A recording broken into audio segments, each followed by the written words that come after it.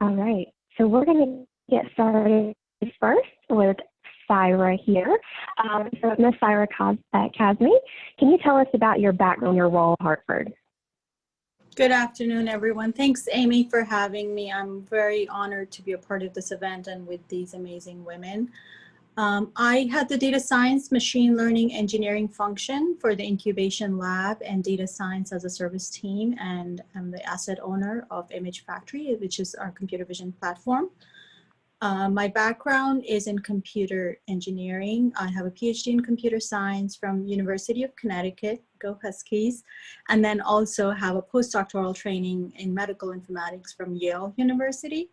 My research focus was bioinformatics and clinical informatics, leveraging data science and machine learning to understand complex biological processes involved in disease, given data from various health systems and gene sequences. So go Huskies and Bulldogs. Love that. So you touched on a little bit of different background roles that you've had. Did you imagine yourself being in the role at the Hartford that you are today? No, not at all. My career has not been a straight path. Ever since I was little, I knew I wanted to be an engineer. I was strong in math and analytical subjects. And I was also very meticulous and disciplined. So I did well in other areas, maybe not the competitive sports, but I really saw math and computer science as enabling biologists, scientists, researchers in answering problems related to disease like cancer. And I wanted to really learn more and be a part of it. So I started my academic journey. But when I came close to finishing my PhD, I found myself more interested in computer science discipline and in applied work. And that's when I started exploring the industry careers. And I took an internship with a health insurance company at that time with its enterprise information architecture team. And as part of that program, they were developing fascinating projects that apply deep learning to develop clinical decisions, to augment clinical decisions for health management. And I really enjoyed the work, the pace, and then really saw the real impact of my work. I think that's when I realized that the foundational cross-disciplinary research background can be translated into other industry problems. So that's really when the direction of my career shifted. Wow. Interesting. So what are some of the biggest challenges in the work that you do today that you see? I would say the complexities in, the data itself or the methods. I had worked with complex data supporting cancer research. So that was probably, I was comfortable with the complexity and nuance of collecting data from different systems, making and integrating high volumes of data to do the analysis, and had the strong foundation in machine learning and statistical methods. And because I was working in a regulated field, I was trained to understand, I was trained and equipped and understood the governance and legal aspects of data science enablement. I think the biggest challenge always is in working with data, is always in getting all the data that you need and having a clear understanding of where the data comes from the instrument to the time that analysis happened, the lineage and the transformations that have happened to that data. So the sound analysis can only happen when you know exactly where your data came from. So I'm a big proponent on investing and maintaining domain and process metadata, because I feel like that's really the key to getting your AI right. Mm-hmm.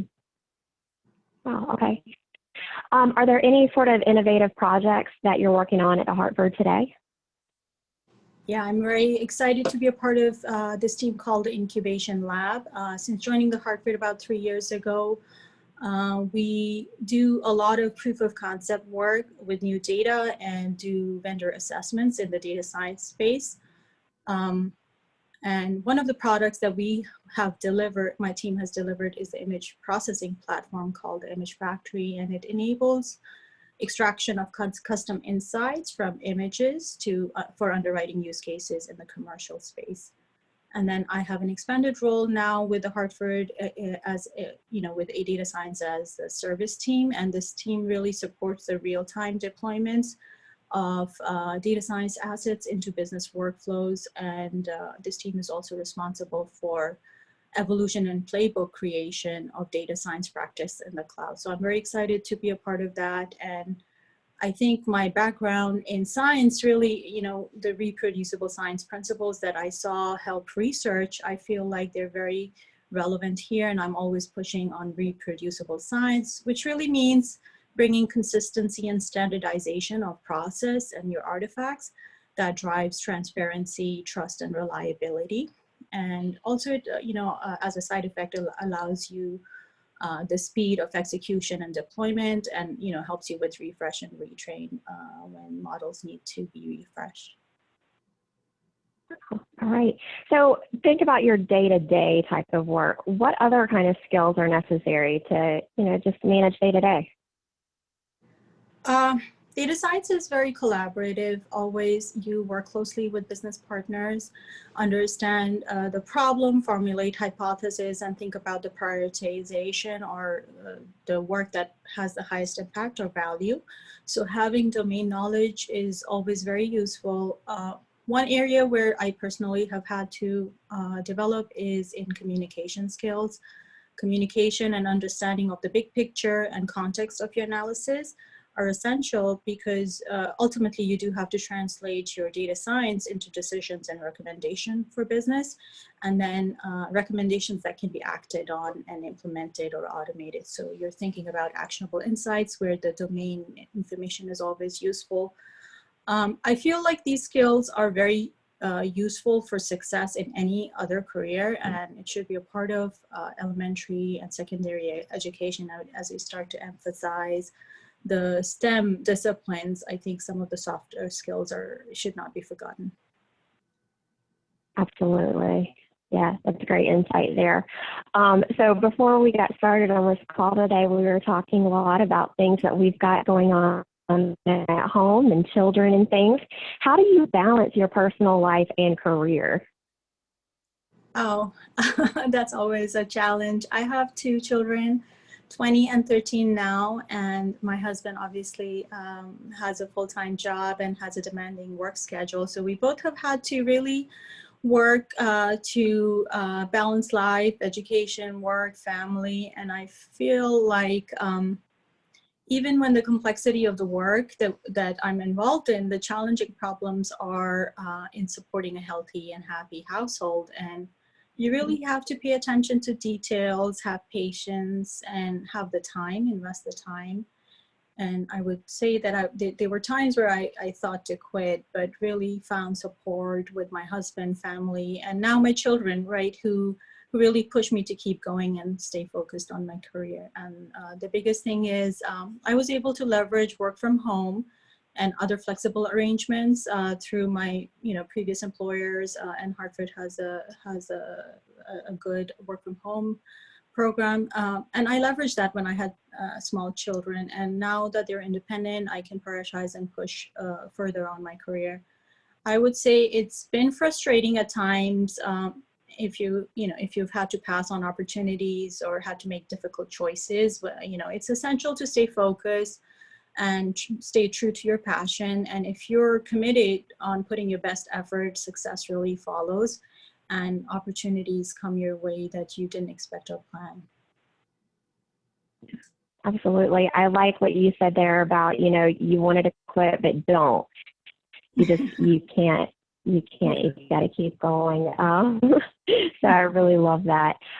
Sarah, thank you so much for sharing with us about your background and very interesting work that you are doing, especially to hear about where you came from and what you are doing now. So thank you for that. Thank you very much, Amy. All right. It's a pleasure for me. So absolutely. So hopefully you guys got to learn a good bit of information about Syra there and some offerings and things that she is doing at the Hartford today. If you've made note of any questions, we will get to those towards the end during the Q&A, and Syra will be happy to answer any direct questions that you have for her. All right, so next we're going to move on to Sharon Luty. So Sharon Luty is one that I have worked with directly before, and happy to say that I have gotten that opportunity. So Sharon, yourself, tell us about your background and your current role at the Hartford today. All right, Amy. So thank you very much for inviting me to join you in this panel discussion.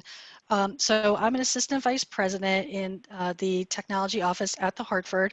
I've been here for 2 years, but this is my second time around. I actually started my career journey at the Hartford 30 some odd years ago, and here I am back around again. I've led a variety of roles throughout my career in sometimes in the business, sometimes in technology, but really what I do is I solve business problems with technology solutions, and that's really my headline throughout my whole career.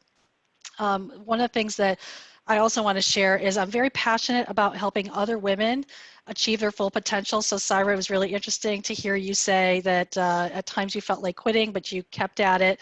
At a previous company, I actually started Lean in Circles when the Sheryl Sandberg book first came out. Because oftentimes as a senior woman in IT, I was the only woman sitting at the table at other companies, and I wanted to make sure we had a bench strength of other women leaders growing and developing, because I did not want to be the only woman. And I'm pleased to say that one of the attractions of coming to the Hartford is that we have a diverse leadership group, including many women. And most recently, we now have Deepa Soni as our CIO. So I work for a woman as well, and there are many in the senior leadership here at the Hartford. So that's really good to see. And I think we have really some good programs here as well to help women and Syra, balancing life, career, and making sure that we have all the right support that we need for women to achieve their full potential. And also, I just want to say, go Huskies. I have a little Yukon Husky, and my son goes to Elon University in North Carolina. So for those of you who are joining from North Carolina, go Elon. That's awesome. I love it. I love it. I definitely enjoyed hearing about, you being challenged, that being the only woman there at the table sometimes, but love to hear about the diversity that we have here at the Hartford. I know I work with some very powerful women, and I'm just, in awe many days by the women that I work with. So Sharon, like I said, I've worked with you before. I've worked with you on some very cool projects. Give us an example of like some sort of technology innovation that you've worked on here at the Hartford. Sure. So previously I worked at middle and large commercial IT, and that's when I worked with you, Amy, and we had several innovative projects. The one that I want to highlight today is one where just a few weeks ago, we actually won an industry award for innovation. So I had the pleasure of participating in our Hartford multinational global online portal called Go. And just 2 weeks ago, on August 11th, we won an innovation award from Business Insurance. That this is an award that actually recognizes innovation in products and services provided to professional risk managers. So it's not just innovative because we said so, but the industry is actually acknowledging the innovative work that we've done here. This portal took what was previously a very manual, labor-intensive process, so a series of emails, Excel spreadsheets that we used to manage the multi-line business, and we put it real-time online with a cloud-based Salesforce solution. We actually had a multinational team actually working on it, not just from the US and India, but we also had a team in Vietnam, and we utilized an agile methodology to develop quickly and enable us to test and learn. So we enabled features much more quickly. So we were innovative in the way that we developed the project, and the project itself is an innovation in the way that we manage our multinational business. That is so cool. Congratulations on that recognition. Definitely something to be proud of. I love hearing about that. So you mentioned working in an agile environment. What are some of the challenges and the benefits that you see to that? Sure. So one of the benefits is the ability to test and learn. So we actually did faster development cycles, and then we get frequent feedback from our users.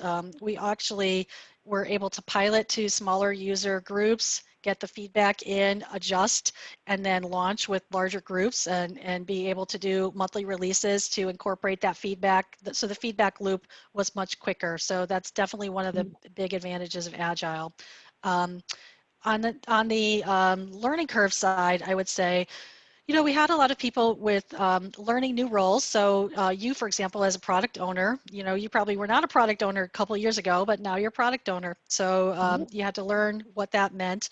Um, as well as many other people who maybe were project managers that are now transitioning to, you know, different Scrum teams and all that. So the roles are very different. I would say also the team sometimes overcommitted, and I say team not just in the multinational, but across the board. In their enthusiasm to get work done, they say, oh, sure, we could do that. But really, it's a different adjustment in what can you do in a 2-week increment within a sprint, right? So they bit off a little bit more that they could chew. One of the things we also learned is being prepared in advance when we did program increment planning to come in with you know, advanced knowledge of what are the prioritized features that we want to plan for, you know, and knowing more about the work up front with maybe some architectural roadmaps and some designs coming in really helped us to do a better job of improving that estimation process and how long it was going to take us to do it.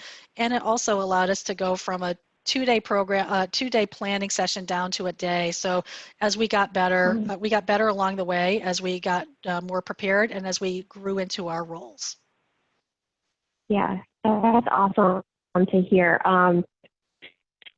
You know, especially when a company or just a new team is going into Agile, it's really all about learning your velocity and what your team can handle and planning for that as you go forward. So excellent to get that advice and insight into that. So talk to me about like skills that people should be looking to learn more about, or what kind of career advice you have this group here?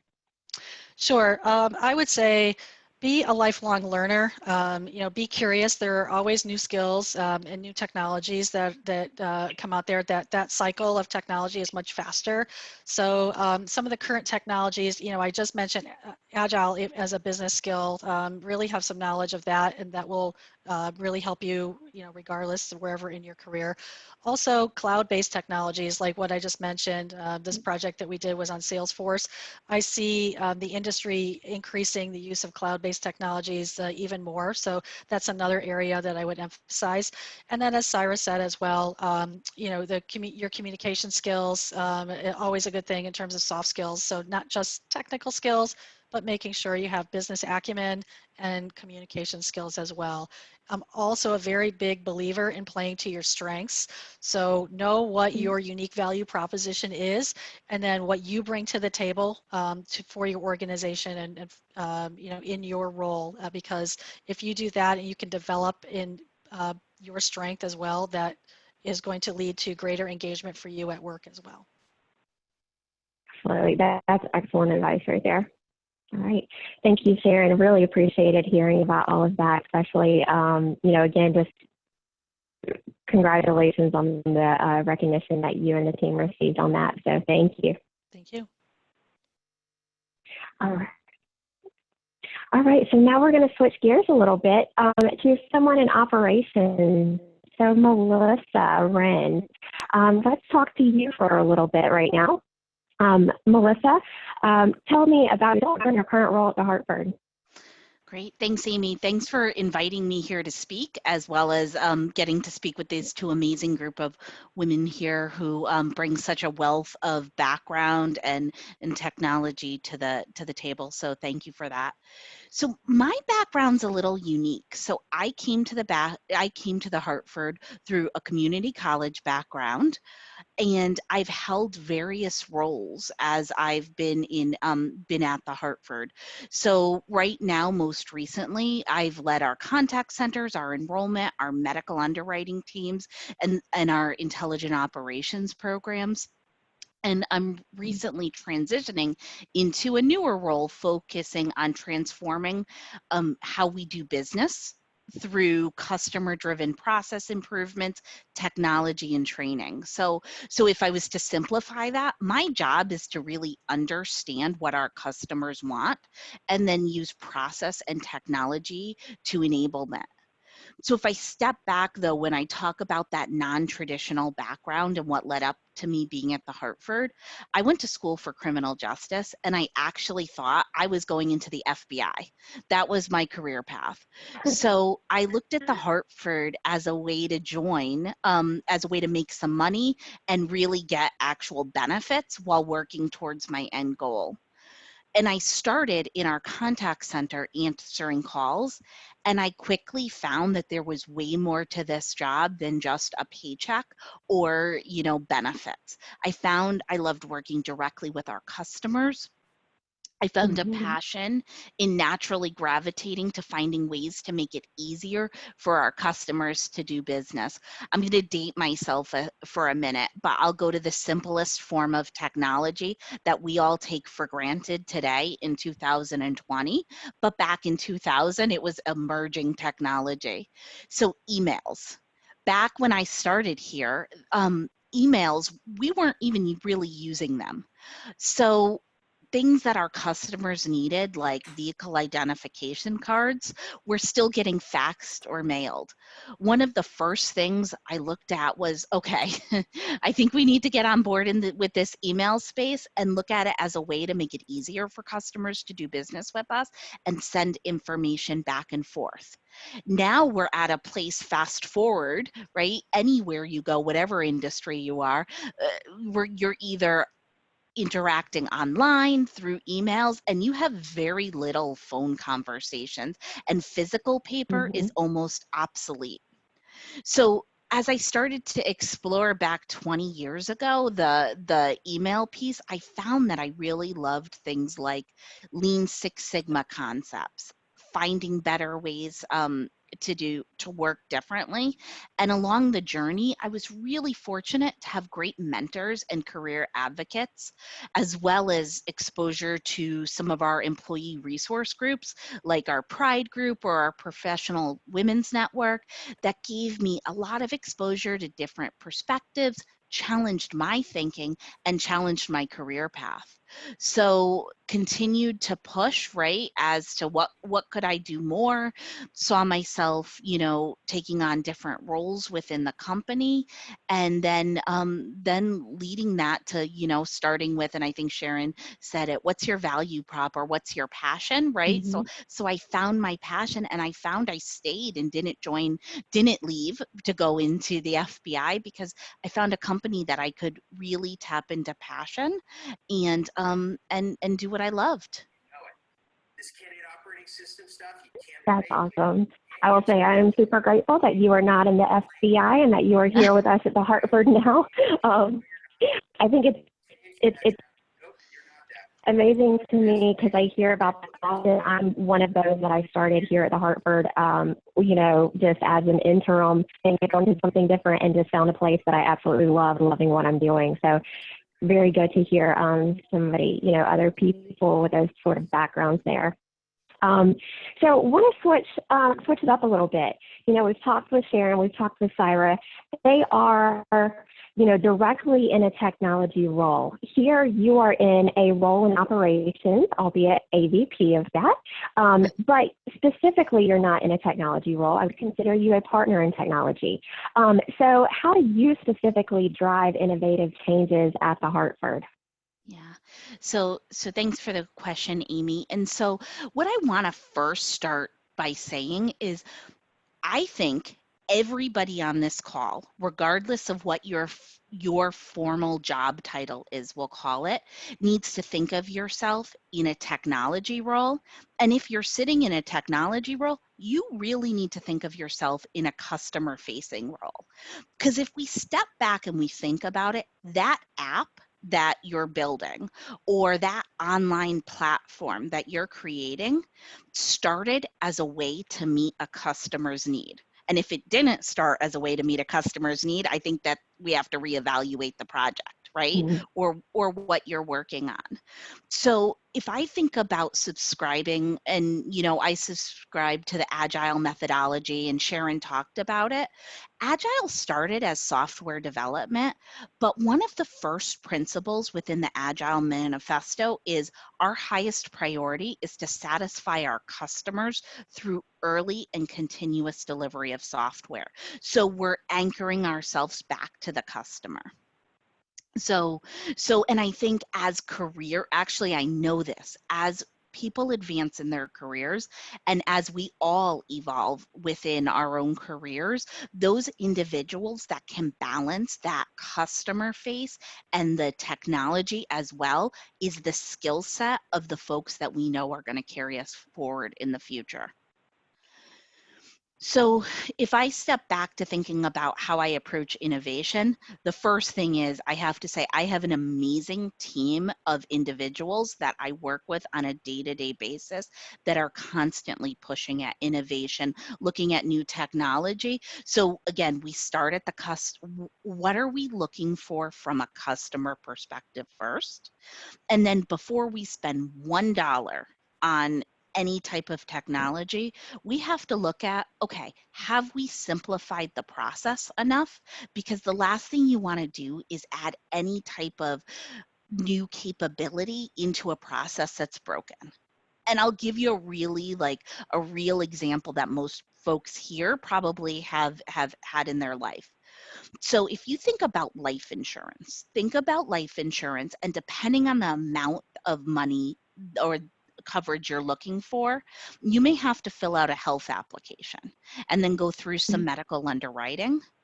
Traditionally, if you look at the individual or the group space, that's been a pretty heavy paper-driven process. So before we would have added any new technology in there, I'd first look at the form and say, are we asking too many questions? That's first. So start with how to make it easy for the customer. Then, a real good place, so get back to my roots of contact center, is ask whether you're in a technology role or a non-traditional operations role. Ask your contact center folks, hey, would you mind if I listen to some calls from customers and what they're saying about this experience, okay? So now I've simplified the form, I've listened to what my customers are saying, then I test out my online platforms. Is it as user friendly? If not, let me work on that first, because the first thing I want to do is drive folks online. And then what's left out of that paper process, all right, now's the fun stuff. And this is where my team really comes in, because they're the fun thinkers on this one. How do I get some innovation into here? Like, what's out there around paper, reading, ICR, OCR, robotics? Like, what's a solution that I can employ into into what's left of paper to really then automate and bring some new technology or innovation to the process. But first, right, you start with make it easy for the customers, and then think about what's that innovation I can drive. Mm-hmm. Oh, that's excellent. I love that, showcasing putting the customer first. That's definitely something that we try to do day in and day out with that. And, of course, we know our customers can vary, whether it's internal, external, but customers, improving their experiences, frame of mind there.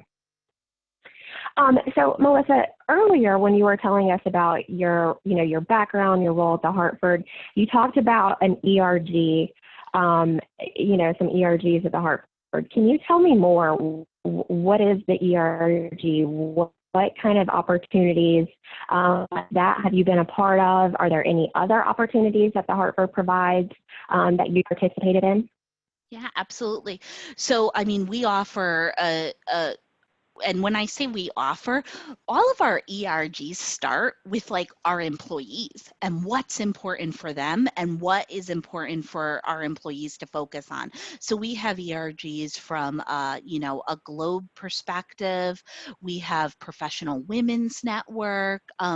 There are, I'm just looking through the list, there are multiple Hispanic network, depending on, you know, where your interests are. And I even challenge, even if it's an area that you're not familiar with, I just had this conversation with somebody today, like join the ERG, learn more, explore, because again, that's going to bring out your diversity of thought and exposure that you have.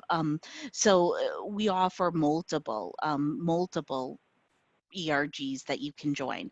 The other thing that I wanted to talk about, you know, and Sarah had talked about it with the balance of work life. So I think about our ERGs as another way, right, to get us involved, to expand our thinking, to, you know, have that network of people to talk about the balance, even as I think about the Professional Women's Network and that balance of work life and how do we all do it.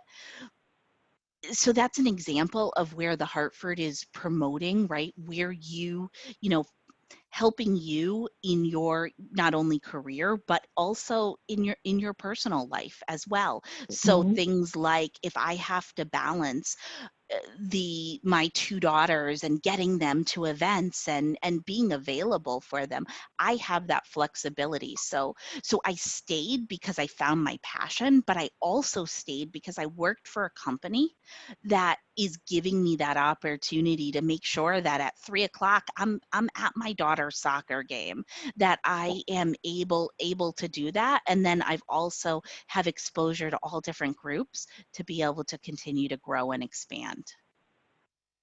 Yes, that's great. Thank you so much for sharing.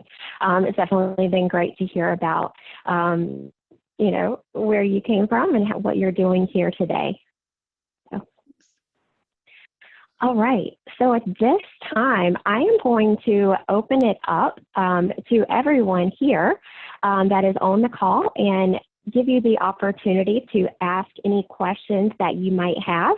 This could be for any one of our presenters that has spoken today or just in general about the Hartford. Feel free to come off mute or to place a question in the chat and we will get to your questions.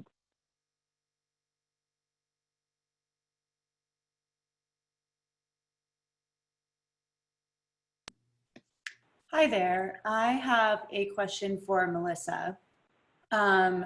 So you kind of alluded to it that, you know, sitting in on, you know, the call center and listening to the customers' calls, but I kind of wanted to have you expand on that a little bit and just kind of find out what you think that the best method to gain an understanding of the user's needs are.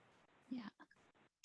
So, you know, and I thank you for the question. So I think first, right, if you haven't listened to calls, you know, and that's probably going to be at the call level or the macro level, it's going to start to give you a perspective because you're going to hear. I think when I originally took on one of the group benefits contact centers, I listened to some calls and I right away heard, okay, how do we make it easier for folks to log in on, right? Like call after call, you're hearing that. And so now you're stepping back and I'm going to go have a conversation with my technology partner around that, around how do we make it easier.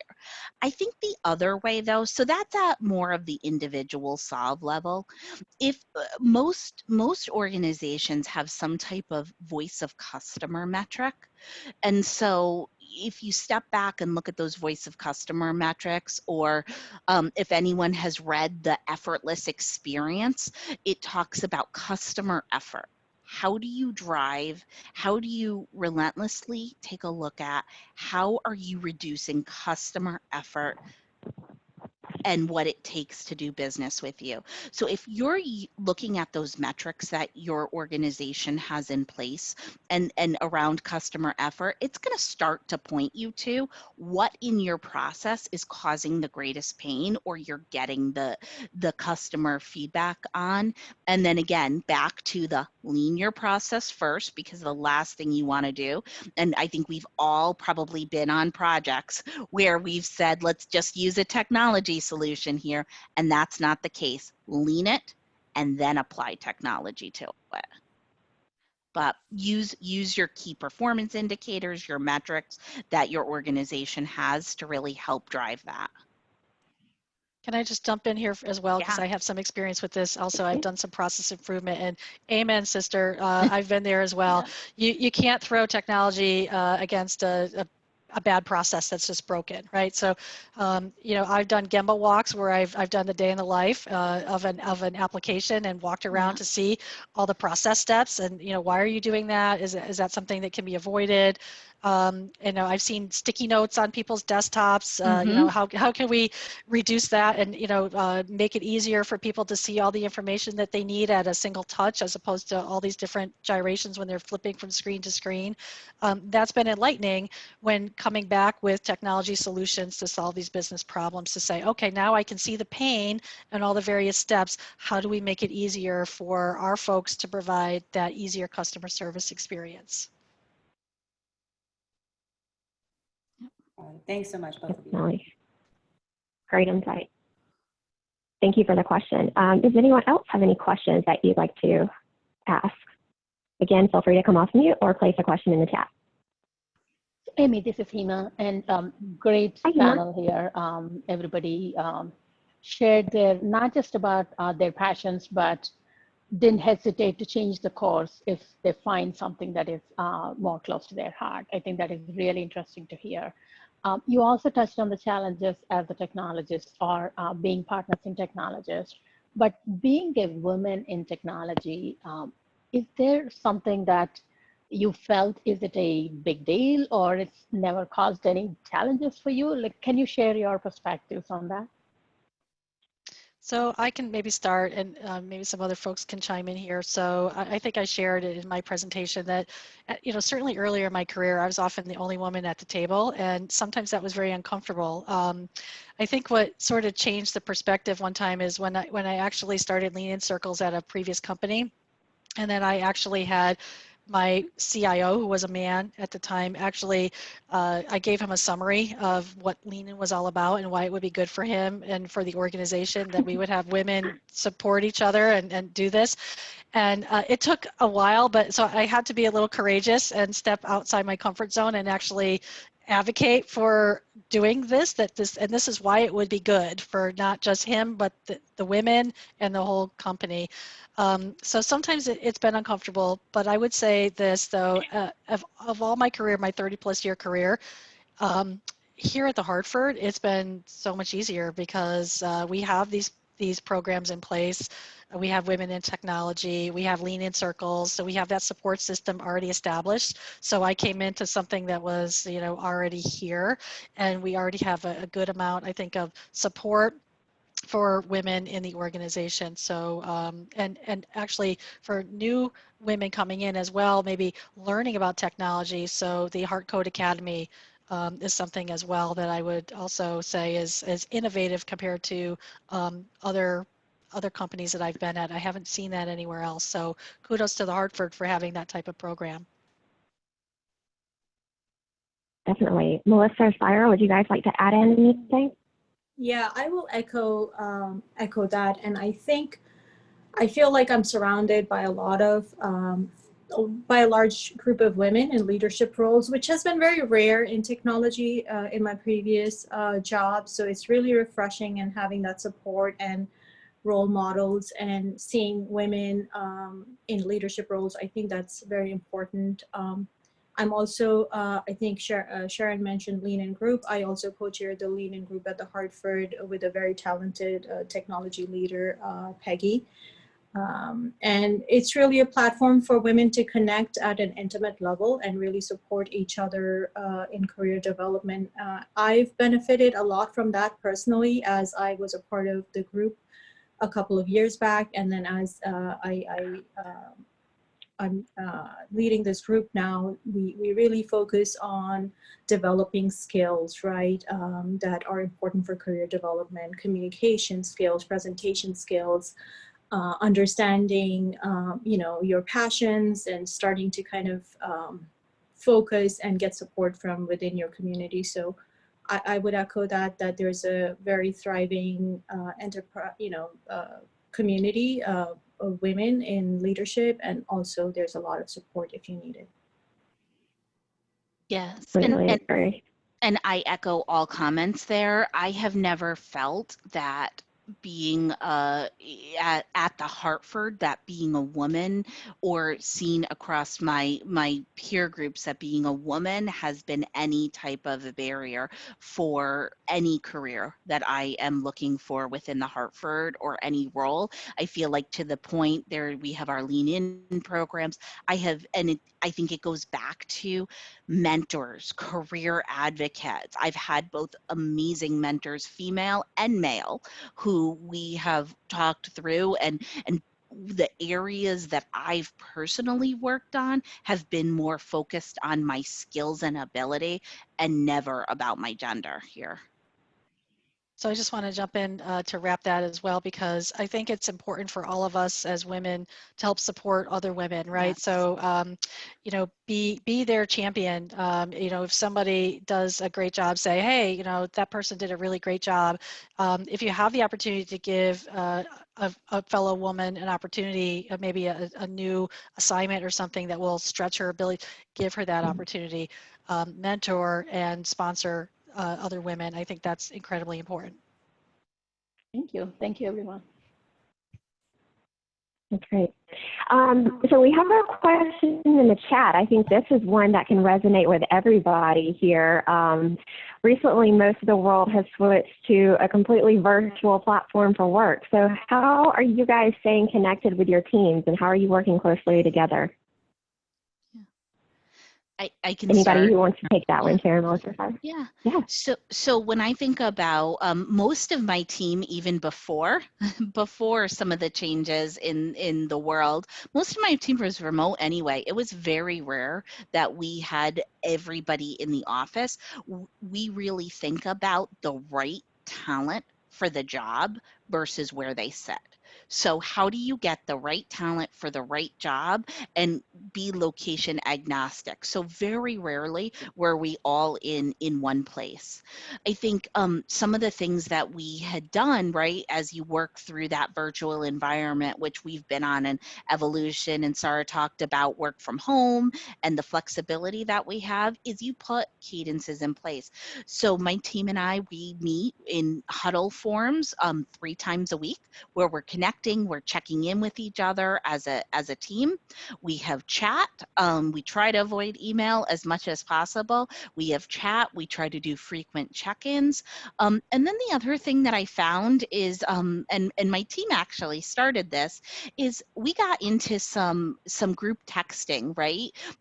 At the during this, where we were sharing fun things that we were doing to relax and decompress with each other, pictures of whether it's me at our fire pit or another person who works for me looking at the lake, right? Just trying to find those moments to connect on a personal level. So it was a very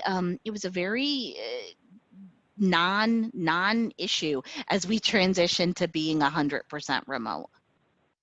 Yeah, I like that group messaging. That brings just like a more personal touch to it. So that's really that's a really great idea to think of. Anyone else want to add in? No, likewise, you know, we've been having regular cadences of meeting get-togethers. We're really leveraging our technology, right? The more video, more chats, less email, and then also taking those opportunities to have a personal conversation. You know, how are the kids doing with their going back to school? You know, starting off before you get into the business conversation. Those would normally be those water cooler hallway conversations. So taking a few moments to have that connection, I think is really important.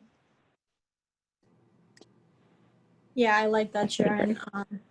I think for us, work-wise, we do have touch points. We have agile ceremonies. We kind of meet on a schedule, but I think having one-on-one and like you shared, Sharon, that talking about just kind of things that are personal and not about work, and just making sure people, checking in with people or the team.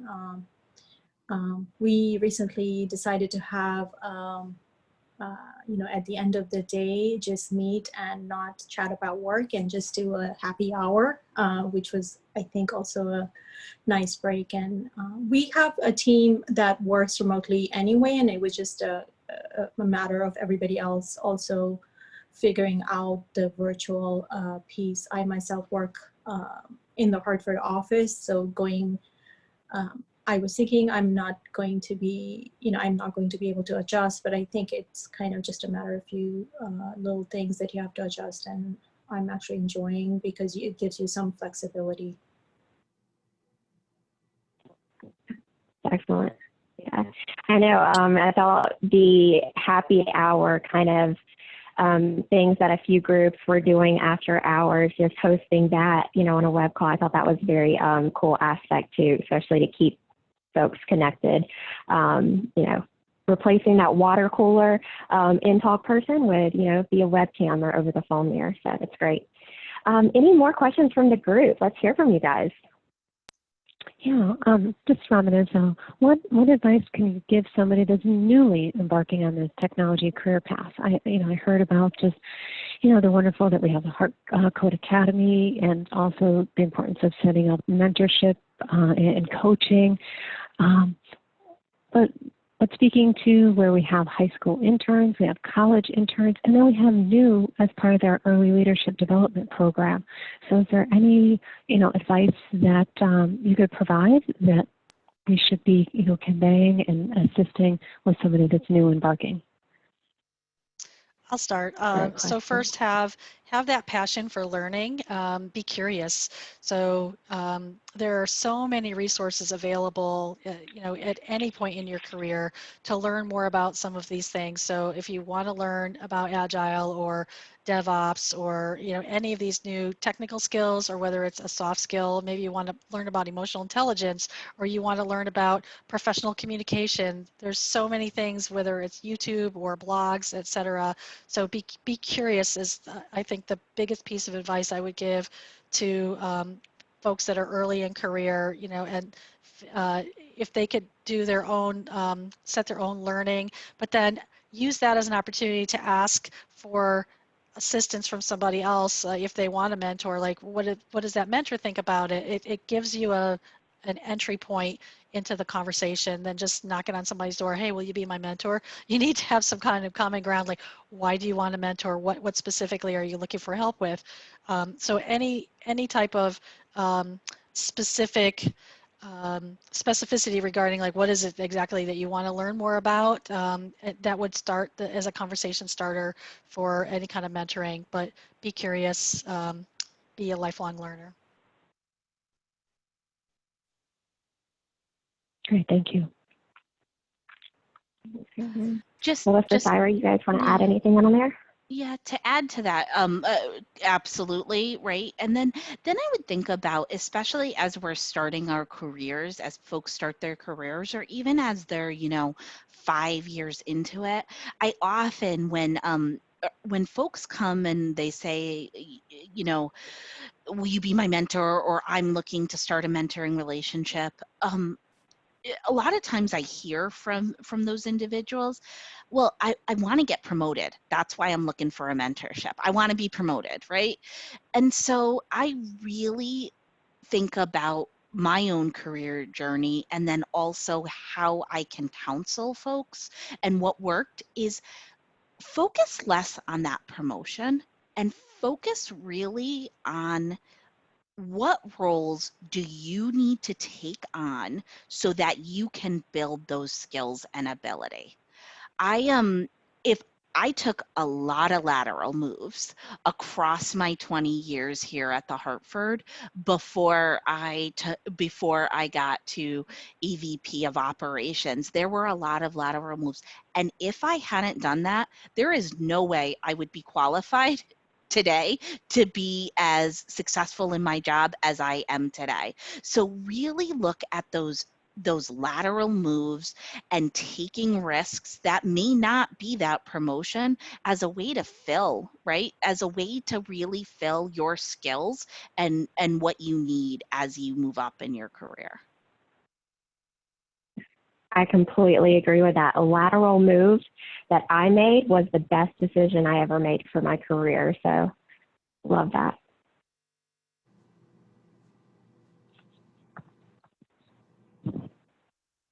Right. So not necessarily going backwards, but we do have another question in the chat back to that remote aspect. Just asking, how are you building trust in the remote teams, especially when they're not turning on their videos or maybe not even communicating as much? Any advice to folks for building trust?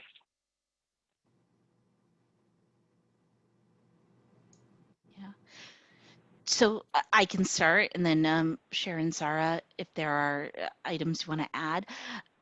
I think, you know, it's having those conversations, being open and real with folks.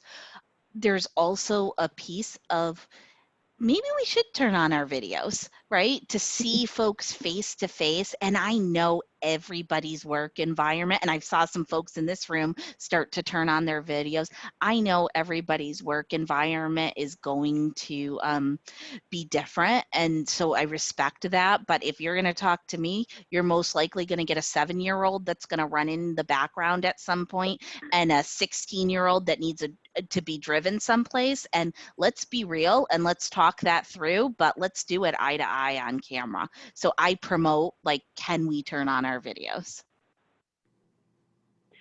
We're going to add Uber to your title there. Yeah, Uber. So if you, let's say you're maybe camera shy or you're not in a position where you want to turn on your cameras for whatever reason because you have, you know, stuff going on, but, you know, how do you build trust? Well, it's being transparent, right? So saying, all right, I am logging off for 30 minutes because I need to go drive my 16-year-old. I'll be back at 3:30, right?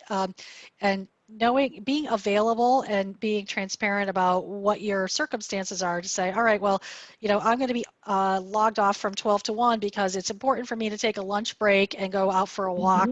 And then I'll be back nose to the grindstone again at 1 o'clock till whenever. So it's, you know, if you do need to take those breaks, and we do encourage people, take breaks, or you have to deal with family things, especially in this environment where everybody's at home. So it's just letting everybody know through your Skype or something to say, you know, be back in 30 or whatever. That also helps to build trust to say, okay, this person just isn't logged off indefinitely. They're taking a quick break and then they'll be back with you soon. And knowing when you can reconnect with people that they are available when you need them. For sure. Yeah, I'll add to that too. I think with trust, it's also important to be maybe more flexible. And if you have a relationship, for example, for my team, it's more about, you know, the work itself. We define what needs to be done in the next 2 weeks. And really, it's not about then babysitting the person. It's more about the quality of the work and setting standards on, you know, what needs to be delivered and having enough touch points to kind of provide feedback. So that's really how we've been, I think, dealing with it, just talking through when the work is assigned, the details of how, you know, the approach is, and then having a touch point before the deliverable. And really, I think beyond that, if you try to micromanage or try to just really kind of see when someone logs in or logs out, then I think as a manager, it's just too tedious and it's not worth the time. Completely. Yeah. Thank you, ladies. All right, so I think we have time for about one more question if we keep it brief. Does anybody have any final questions for us?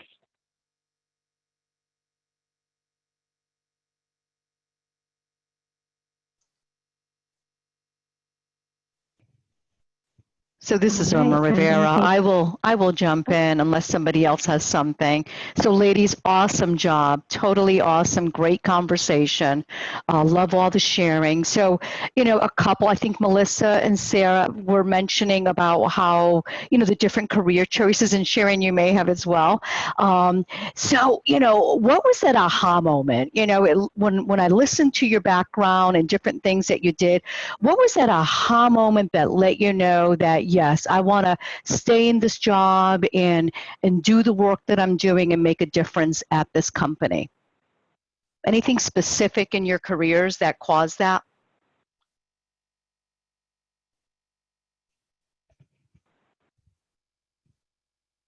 Sorry, I'll start. So, you know, I think it's a great question, that aha moment. I I love what I do, right? So when I think about what would I do differently, where would I go differently, I actually can't really think about that unless it's retirement and doing something in the like you. social services, right? There is not that moment, and I think about that. I've got flexibility. I get to do what I do, love to do. I will talk to you about what I do, whether we're at work or sometimes, you know, over like at a party, and my husband's kind of like, all right, cut it out, Melissa. I'm not sure everybody cares about this at this moment, but I'm so excited to tell people about, did you know there was this handwriting technology? So if you can do that, right? If you can find that, then that's kind of your aha moment. Like, stick with it and think about, and again, focus less on like that next promotion, that next whatever, and just focus on that, hey, I'm in some place that makes me really happy. So I'd like to jump in here. So I actually did have an aha moment. So early in my career, I was actually an underwriter trainee. And one of the things I did off to the side is I used to work on the computer and do some management reporting, and I really love doing that. And so that was sort of an aha moment to say, and when my boss actually recognized, and he said, well, you're really good at this, that was the light bulb that said, wait a minute, maybe I should do something like being a business analyst or getting more in the technology space, because that's what I like to do. So I would say, if you have something like that and there's something that really interests you and fascinates you as you're going through it, follow your gut instincts. Say, I like doing that. Let me learn more about that. That may help guide your path. And that certainly led me to my technology career.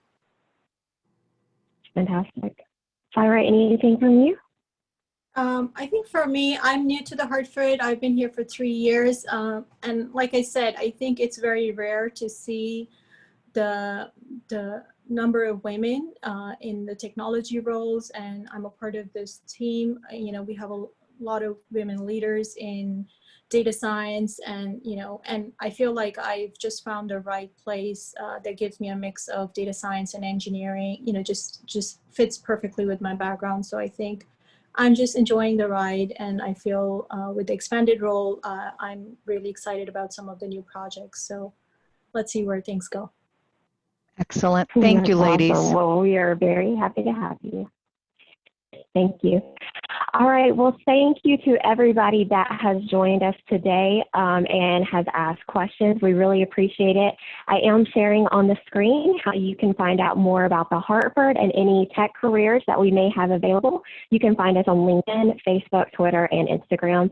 Feel free to use all of those social media references to reach out to us. And we appreciate your time today. Yeah, okay, so this is Winifred Iri. I'm the WITI Charlotte Network Director. So thank you, Hartford, for an excellent presentation. Really appreciate hearing about the different career paths. We have additional events today. So we have at 3 o'clock, we have an event about connecting using DISC as your basis. DISC is your personality profile. So that's from 3 to 4. I will be hosting that. So you're welcome to attend that event. But it really has been a very insightful event today. And please come for other events. We're always posting. We have 3 events this month.